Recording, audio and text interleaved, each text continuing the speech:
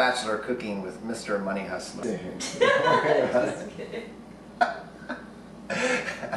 I was informed a few moments ago that I'm no longer a bachelor, but that's debatable. Today's exciting, easy to cook recipe is not healthy at all, but it makes up for it by being really, really good.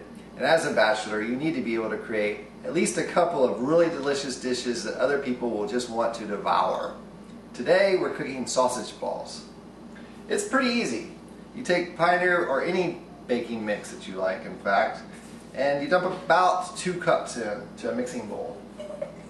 I don't really measure because you can add a little bit more later if you need to. I just kind of eyeball it. But if you want to measure, go for 1.5 cups, 2 cups. You take 1 package of Jimmy Dean hot sausage. Just cut it open and squirt it in there with all the baking mix.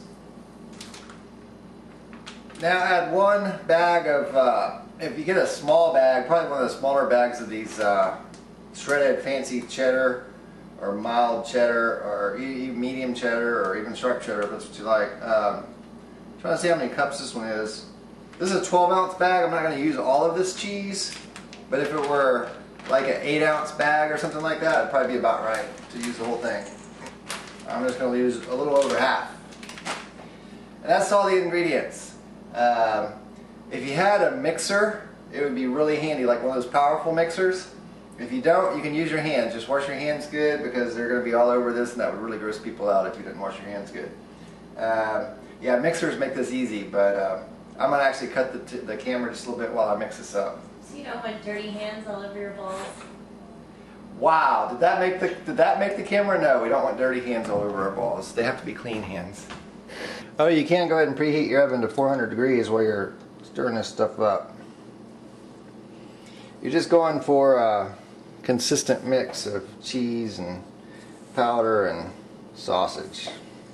So you just keep going and going and going until all of the cheese and white stuff is embedded into one giant ball of sausage.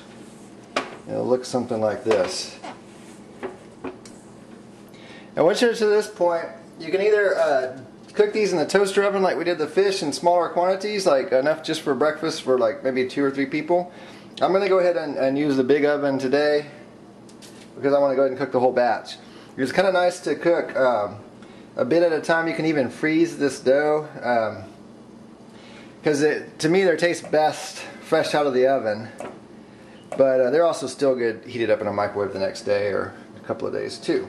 If you have chef paper, the brown paper, chef paper, it's nice to put it down on your pan and then put the sausage balls on top of that to keep it from sticking to your pan. If you don't have that, a little bit of olive oil just to keep things from sticking too bad is helpful also. I'm going to figure if you're really a bachelor, you probably won't have the chef paper.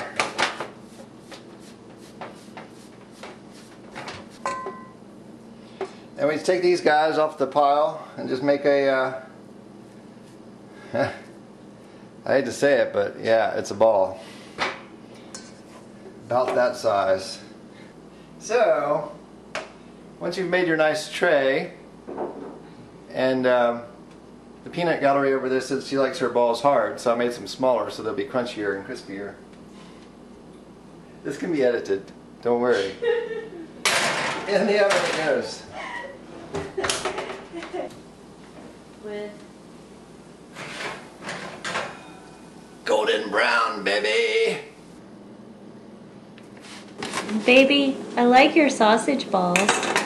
Aw, thanks, sweetie. I'm glad you like my balls.